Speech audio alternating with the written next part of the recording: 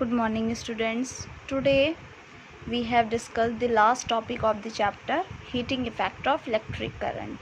ठीक है, ये बहुत फेमिलियर है ये टॉपिक जो है हमारा। हम डेली लाइफ में इलेक्ट्रिसिटी का ये वाला जो कन्वर्ज़न है या ये वाला जो रूप है कि हीटिंग इफ़ेक्ट उसका करंट का हम किस में अपनी डेली लाइफ में यूज़ करते हैं। जैसे कि आयरन है, प्रेस है, हम कपड़ों पे प्रेस करते हैं तो क्या होता है, जो एलिमेंट्स होता है वो गर्म होता है।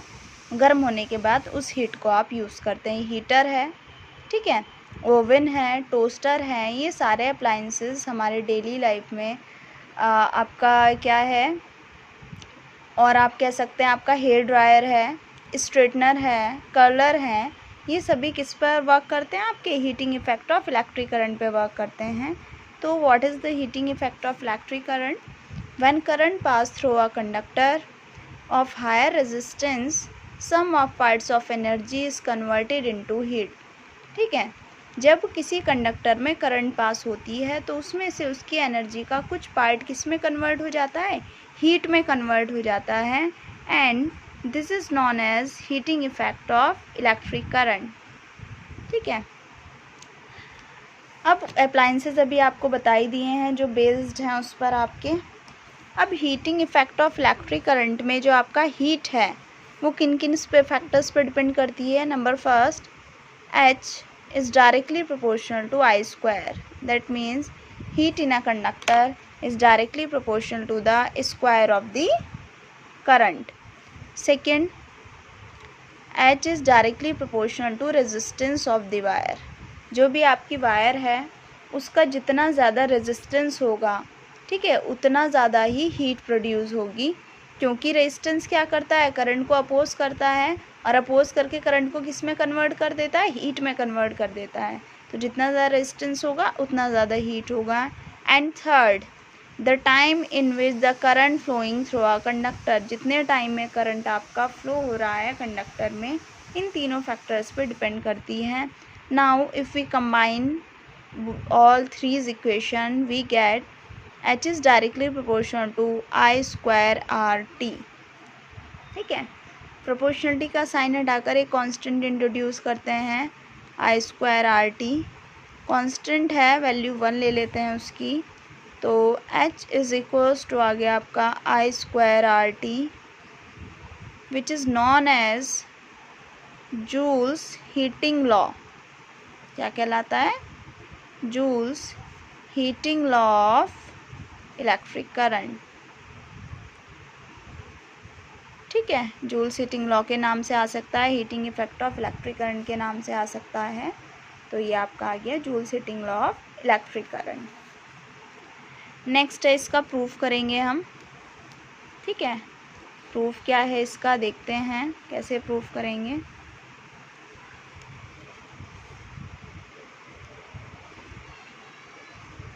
देखिए प्रूफ में क्या है, इसके कंसिडर कर लिया कोई हमारा एक इलेक्ट्रिक सर्किट है, जनरल बना लिया सिर्फ हमने। ठीक है, एक बैटरी लगी है, कुछ पोटेंशियल डिफरेंस होगा बैटरी का V, रेजिस्टेंस है R, और कुछ करंट फ्लो हो रहा होगा।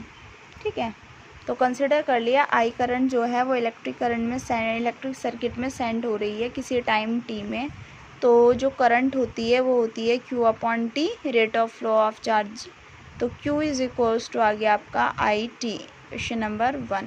अब इस Q चार्ज को एक एंड से दूसरे एंड तक ले जाने में कुछ वर्क डन हमें करना पड़ेगा, और वो वर्क डन किसके इक्वल होता है, पढ़ाई हमने charge into potential difference, Q into V।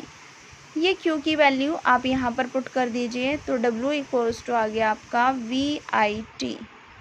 ठीक है, W कितना आ गया आपका, W equals to VIT। Now by Ohm's law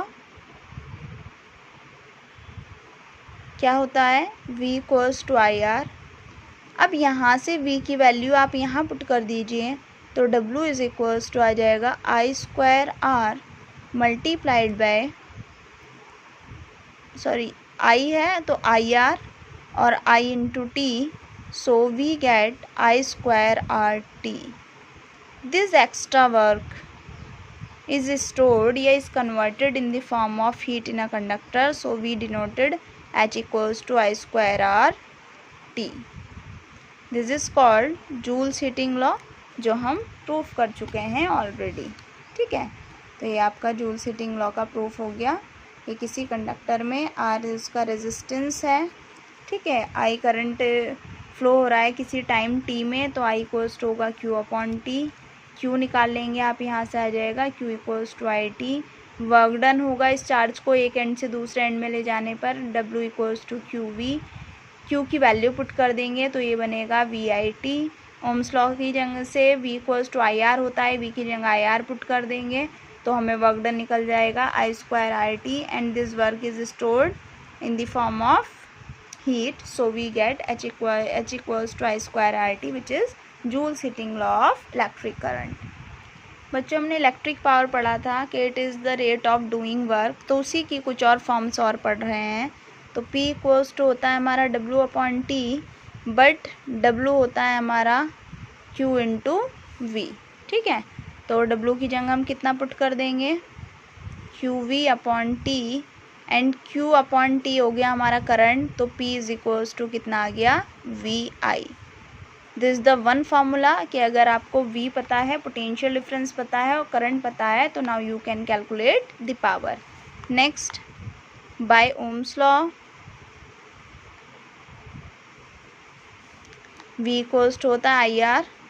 V की जगह आई आर पुट कर दीजिए तो P इज इक्वल्स टू आ जाएगा आपका I स्क्वायर आर. ठीक है, अब यहाँ बच्चों क्वेश्चन जो या फॉर्मूला है P equals to I square R, इसे हम अप्लाई कब करते हैं. देखिए, जब अगर आपका सीरीज़ कॉम्बिनेशन है, फॉर सीरीज़ कॉम्बिनेशन के लिए हम जानते हैं I क्या होता है, कांस्टेंट होता है. तो जब I कांस्टेंट है, that means P is directly proportional to R. तो अगर हम कहें कोई कॉम्बिनेशन है, मान लीजिए 3 बल्ब्स हैं और तीनों के रेजिस्टेंस आपको गिवन है, जैसे कि मान लो एक बल्ब ये है, एक बल्ब ये है और एक बल्ब ये है. हमसे बोला जाता है ये इस बल्ब की जो पावर है, इस बल्ब का जो रेजिस्टेंस है वो 4 ओम है, 5 ओम है, 6 ओम है. हमसे पूछा जाएगा कि calculate the bulb which have the more power. ठीक है, या calculate the power which has more glowing. In bulbs में से पावर कैलकुलेट करिए जो ज़्यादा ग्लो करेगा. तो P is directly proportional to R, जिसका रेजिस्टेंस ज़्यादा होगा पावर ज़्यादा होगी. ठीक है, रेजिस्टेंस किसका ज़्यादा है, 6 ओम वाले का, तो ऑब्वियस है वो पावर भी क्या करेगा, ज़्यादा कंज्यूम करेगा. ठीक है, ऐसे ही अब अगर I की जगह हम पुट कर दें, ओम्स लॉ से ही निकालेंगे वैल्यू, V इक्वल्स टू होता है I R.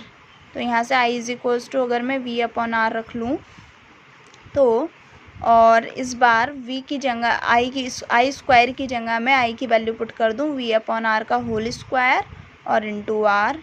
So we get V square upon R is equals to P.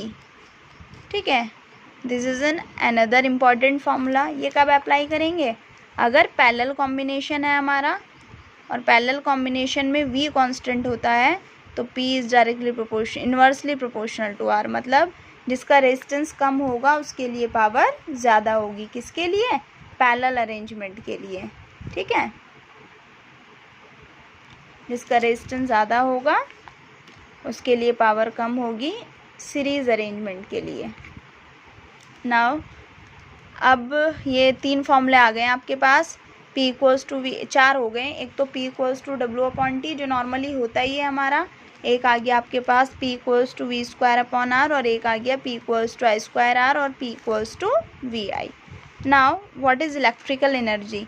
Electrical energy होती है बच्चों पावर इनटू टाइम. किसी भी इलेक्ट्रिक सर्किट में कितने टाइम में जो आपका वर्क डन हो रहा है वही आपका इलेक्ट्रिकल एनर्जी के इक्वल होता है, और इसका फॉर्मूला होता है E equals to power into time. ठीक है, okay. Now there is a sample problem. An electric heater of resistance 8 ohm. एक इलेक्ट्रिक हीटर है जिसका रेजिस्टेंस 8 ओम है, draws 15 ampere from the service mains. जो आपका मेन बोर्ड्स होता है सर आपके हाउसेज में, घरों में मेंस होता है जो मेन सप्लाई, वहाँ से 15 एम्पियर करंट ड्रॉ कर रहा है फॉर 2 आवर्स, 2 घंटे में, ठीक है, 2 घंटे के लिए। Calculate the heat is developed in the heater, heater में कितनी हीट डेवलप्ड हो रही है वो आपको कैलकुलेट करना है। सो क्या क्या गिवन है, आर गिवन है 8 ओम, आई गिवन है 15 एम्पियर, टी गिवन है 2 hours, by Joule heating law H equals to होता है स्क्वायर आर टी, ठीक है। आई की वैल्यू पुट करेंगे आप, आर की वैल्यू पुट करेंगे, टी की वैल्यू पुट करेंगे, कैलकुलेट करेंगे आप, ठीक है। तो एच निकल कर आ जाएगा 3600 जूल। ओके, तो बच्चों अब इससे आगे आपका चैप्टर ये फिनिश हो चुका है, कंप्लीट हो चुका है। Now you can try to solve NCERT exercise और the text problem in the given in NCERT, और if have you any doubt we discuss in the group, okay. और कोई भी अगर आपको क्वेरी है या इससे भी अगर कोई आप बुक एक्स्ट्रा पढ़ रहे हैं और उसमें आपकी कोई क्वेरी आ रही है, तो now you can free to share with me anything, जो भी आपका डाउट है या जो भी आपकी प्रॉब्लम है, ठीक है। अच्छे से पढ़ते रहो सब लोग और प्रिपेयर रहिए टेस्ट के लिए, बहुत जल्द एक टेस्ट ऑर्गेनाइज करेंगे, ओके।